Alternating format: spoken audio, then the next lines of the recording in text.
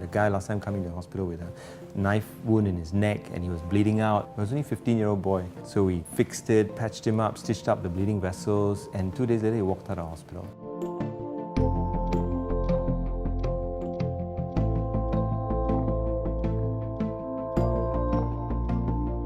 Graduated in the 90s, so initially I was interested in doing real surgery, blood and gut, so I drifted to vascular surgery. So we used to fix blood vessels, ruptured aneurysms and all that. It was very exciting, urgent, people can die. But then I realized that a lot of people who get these problems actually have bad lifestyles. They have diabetes, they have cardiovascular disease, is because they have poor eating habits. So what happened over the years is that I wanted to do more elegant surgery. So I wanted to do surgery that was keyhole, robotic, so I wanted to do robotic surgery.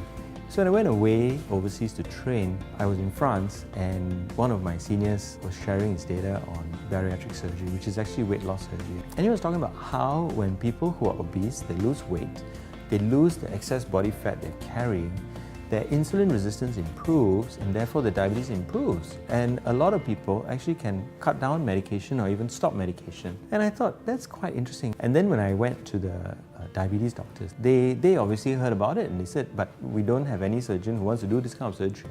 So I said, okay, great, well, just nice. So back in, I think 2008 was when I did my first gastric bypass surgery. I have 2 kids, 2 girls. My favorite thing to do with the family is to head out to East Coast Park and go to the beach. We try to go in the evening. I've always played sports all the way from school, uni, and I used to play hockey for a club. A few years ago I got a fracture in a game and so I switched to running. So I run now and every year I sign up for the Stanchart Marathon at the end of the year.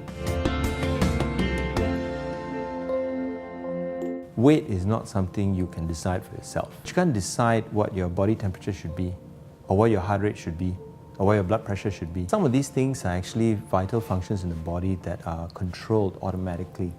And people don't realize that. And weight is also one of those things. A lot of people come and say, I want to be this weight. Today I had a girl this morning came and said, I'm 90 kilos right now. I hate being this 90 kilos. I want to be about 65. So I'm like, okay, but what do you really want to do? What do you like? And she said, oh, I like to dance. So I said, that's great. If you like to dance and think about, if you want your husband to, or your partner to kind of fling you around and you're going to be really twirling on the floor and all that, you need to move your weight, right?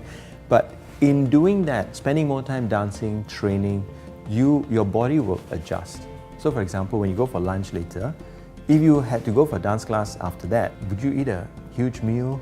You won't, right? You automatically pick the foods that will keep you light, so that later when you go and do the thing that you enjoy, it will be fun and you can really gain from that experience, which is what you want to do. So it's about goal setting. Set the goals that you really want to achieve and all these other things will kind of fall into place.